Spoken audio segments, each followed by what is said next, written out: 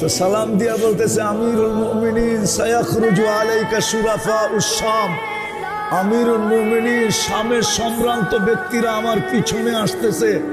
ফালা আইয়ুহসিনাকা আইয়ারাহাদ আলা হাদাল হাল, এই অবস্থায় দেখলে আপনাকে কেউ পছন্দ করবে না। তা আমিরুল মুমিনিন বলতেছে কি করব?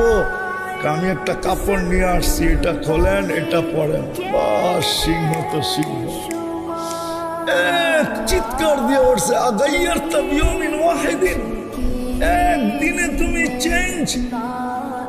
কাদ আহসানাল্লাহু বিল ইসলাম, আল্লাহ মুহাম্মদুর রাসূলুল্লাহ দিয়ে আমাদেরকে ইজ্জত দিয়েছে। ফালা উবালি মাকালাতান নাস, কে কি বললো এটার পরোয়া নাই। আবু উবায়দা রাদিয়াল্লাহু তাআলা আনহু বলতেছেন আমি পুরা দিনের সামনে আইনা, পুরা দিনের সামনে আসি নাই। এক চিৎকার আগাইয়ারতা বিয়মিন ওয়াহিদ, একদিনে তুমি চেঞ্জ। কাদ আহসানাল্লাহু বিল ইসলাম। আজকে মেরে দোস্ত 250 কোটি মুসলমান, 60টা মুসলিম দেশ, দুনিয়ার সবচেয়ে বড় টাকা মুসলমানের কাছে। 70% দুনিয়ার সম্পদ মুসলমানের পায়ের নিচে। মুসলমানের চেয়ে দামি কোনো জিনিস কেউ ব্যবহার করে না।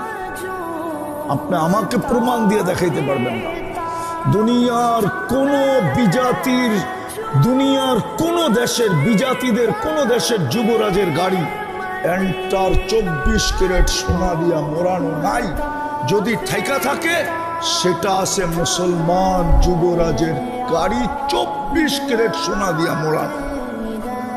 মুসলমান রাজার গাড়ি এন্টার গাড়ির সমস্ত পার্টস সোনা দিয়া। আজকে মুসলমান এত নির্যাতিত কেন, নিষ্পেষিত কেন, অবহেলিত কেন, ঘৃণিত কেন, দীক্ষিত কেন, বঞ্চিত কেন, লাঞ্ছিত কেন? এখনো কি বুঝে আসে না কেন? সব ওয়াদা তো আমাদের সাথে ছিল। আসেন তওবা করি, মুহাম্মদুর রাসূলুল্লাহর আদর্শ। একটা কথা বলে শেষ করতেছি, আল্লাহর বিরোধিতা মাইনা নেন। 360টা মূর্তি ছিল বাইতুল্লাহর উপরে। 24 ঘন্টা আল্লাহর ঘরের ভিতরে থাইকা পূজা করা হতো। কিন্তু এতটুক রাগ হন নাই, শুধু বন্ধুর উপরে আঙ্গুল উঠানের সাথে সাথে তাব্বান বলতে, তাব্বান লাকা সাইরাল ইয়াউম, আবু লাহাব বলতে দেরি, জিবরিল সূরা নিয়ে আসতে দেরি করে নাই। তাব্বাত ইয়াদা সূরা নিয়ে আসতে দেরি করে নাই। এতটুকু রাগ হন নাই যে 360টা আমার ঘরের উপরে, আর আমার ঘরের পরিধির ভিতরে বসে 360টার পূজা। এতটুকু রাগ হন নাই, কিন্তু শুধু তাব্বান লাকা বলতে দেরি, তাব্বান লাকা সাইরাল ইয়াউম বলতে দেরি।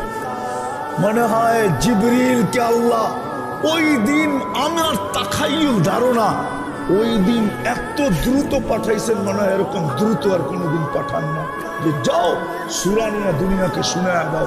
আমার বন্ধুর বিরোধিতা। আজকে আমরা মুহাম্মদুর রাসূলুল্লাহর আদর্শ ছেড়ে দিছি।